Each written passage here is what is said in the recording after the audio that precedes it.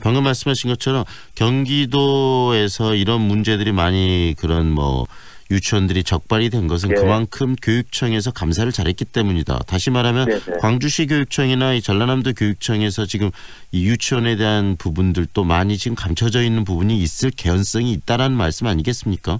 네, 제가 알기로는 경기도 교육청은 시민감사관 제도를 잘 활용해서 네. 사실은 이번에 이 누리과정 문제가 이번에 터졌지만 경기도 교육청에서는 계속 감사를 해왔습니다. 네. 제가 그 과정을 좀 전해드렸고요. 그래서 사실은 경기도 교육청처럼 시민감사관들을 투입해서 감사를 했기 때문에 좀 드러난 부분들이 많았는데 네. 오히려 상대적으로 그렇게 생각하면은 다른 지방 교육청들은 오히려 더 문제가 좀 아직 드러나지 않은 부분이 많을 수 있기 때문에 네. 이분께 더 철저하게 좀 조사가 필요한 것 같고요. 근데 말씀드린 것처럼 감사를 하는 것도 한계가 있기 때문에 사실은 이번에는 감사 결과 문제가 드러난 유치원들도 국회의원을 통해서 공개가 되지 않았습니까? 네. 사실은 정보 공개가 진작에 됐어야 되는 부분인데 네. 그래서 저는 감사도 중요하지만 아무래도 정보 공개가 아주 기본적으로 좀 돼야 되지 않겠냐 생각합니다. 네, 정보 공개가 굉장히 중요한 부분인데요.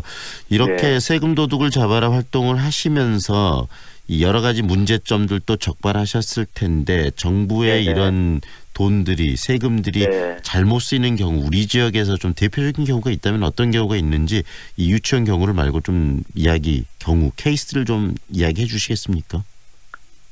아니 어느 특정 지역의 문제라고 말씀드릴 수는 네. 없고요.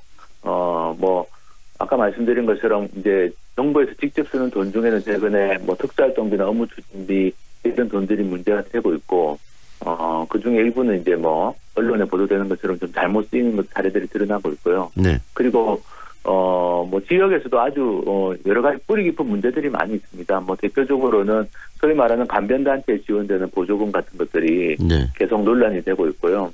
광주 같은 경우도 새마을 장학금 문제라든지 네. 최근에도 새마을회에 지원되는 행사 보조금 문제들 이런 문제들이 지적이 됐는데 그 중에 일부는 이제 정말 이렇게 수사나 감사가 필요한 부분도 있고 일부는 시민들이 보기에는 저런 데 세금을 써야 되나 싶은 소위 말하는 낭비라고 할 수 있는 부분도 있는데요. 네.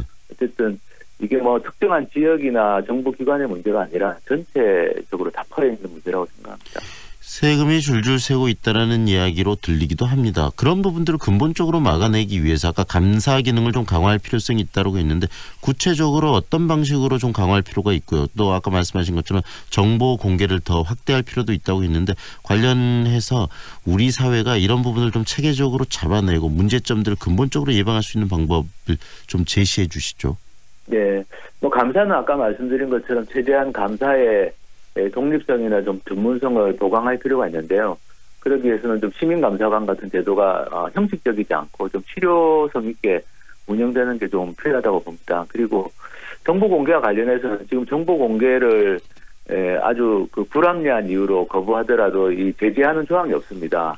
그래서 실제로 세금을 잘못 써놓고 그걸 감추려고 정보 공개를 안 하는 경우들도 많이 있는데요. 네. 그래서 그런 악의적인 정보 공개 거부하는 행위에 대해서는 좀 처벌하는 조항이 필요합니다. 그걸 저희가 계속 국회에다가 법을 만들어줄 걸 요구하고 있는데 안 되고 있는데요. 네. 어쨌든 법원의 판례도 무시하고 정보를 비공개한다든지 아주 고의적으로 이 정보를 은폐하는 행위들은 좀 형사처벌을 할 필요가 있습니다.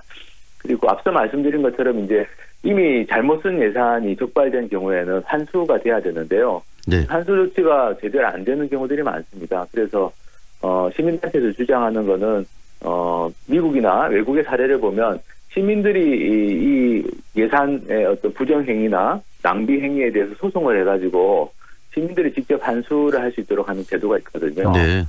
그걸 우리나라에서도 국민소송제도라고 부르고 있습니다. 네. 그래서 국민소송제도를 도입한다는 게 사실은 노무현 정부 시절에도 추진이 됐었고 문재인 대통령 그 100대 국정과제에도 들어가 있습니다. 그래서 말씀드린 것처럼 좀 정보 공개 제도에서 좀 형사처벌 조항 같은 걸 넣고 그리고 국민소송제도를 도입해서 이런 예산과 관련된 부정행위가 적발이 되면 누구든지 소송해서 철저하게 예산을 환수할 수 있도록 하는 그런 제도 도입이 필요하다고 생각합니다. 결국은 처벌 조항을 좀 강화하고 그다음에 문제가 발생했을 때 그런 예산들이 잘못 집행됐을 때 국민소송제도를 통해서 그런 네네. 예산을 다시 환수할 수 있는 시스템들이 보강이 돼야 된다는 말씀이시네요. 네, 그렇습니다. 네, 오늘 말씀 여기까지 듣겠습니다. 고맙습니다.